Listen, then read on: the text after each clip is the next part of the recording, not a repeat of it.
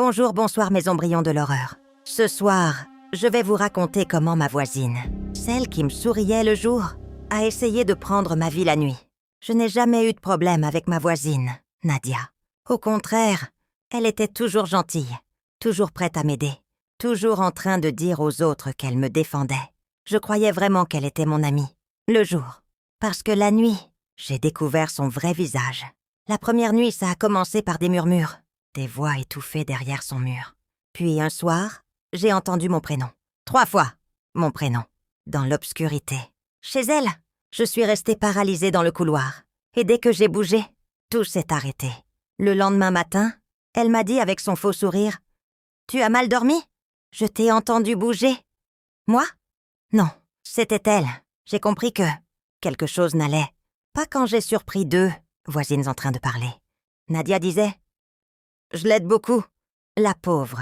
Elle n'est pas stable. Elles m'ont regardée comme si j'étais bizarre.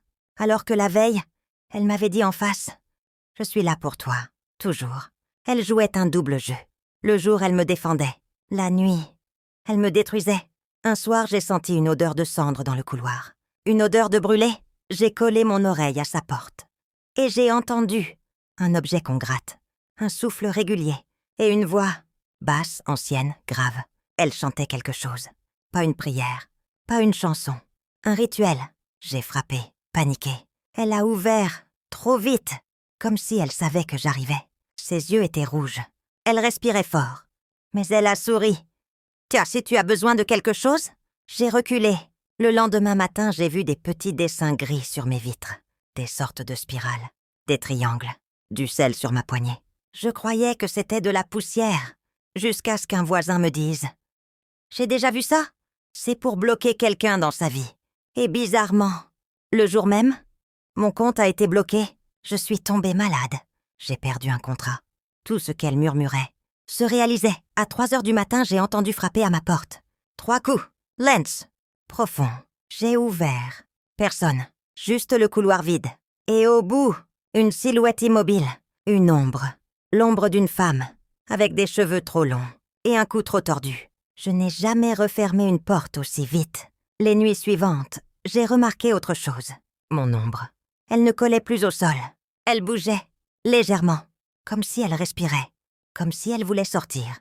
Un soir, en passant devant le miroir, j'ai vu mon ombre avancer d'un pas, sans que moi je bouge. J'ai crié. Je suis tombée à genoux. C'est là que j'ai compris. Ce n'était pas mon ombre, c'était la sienne.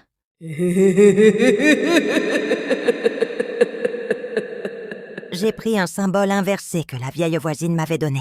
Un petit dessin fait pour renvoyer les malédictions. Une nuit, j'ai entendu sa voix dans les murs. « Ouah, ouvre-moi. » Je suis déjà à l'intérieur. J'ai senti un souffle glacé derrière moi. Une présence, un poids. J'ai crié l'incantation.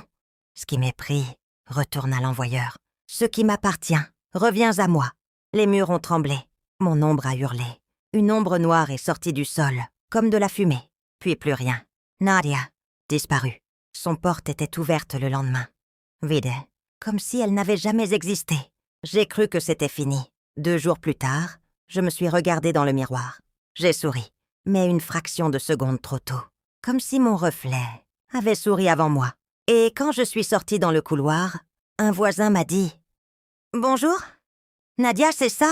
Mon sang s'est glacé, parce que je n'avais même pas parlé. Et ma voix intérieure m'a murmuré « Un jour toi, un jour moi. » Si la partie 1 vous a fait peur, la partie 2 va vous hanter. Abonne-toi, like et commentez. Ne regarde pas ton ombre là. Nuit Nadia te retrouvera.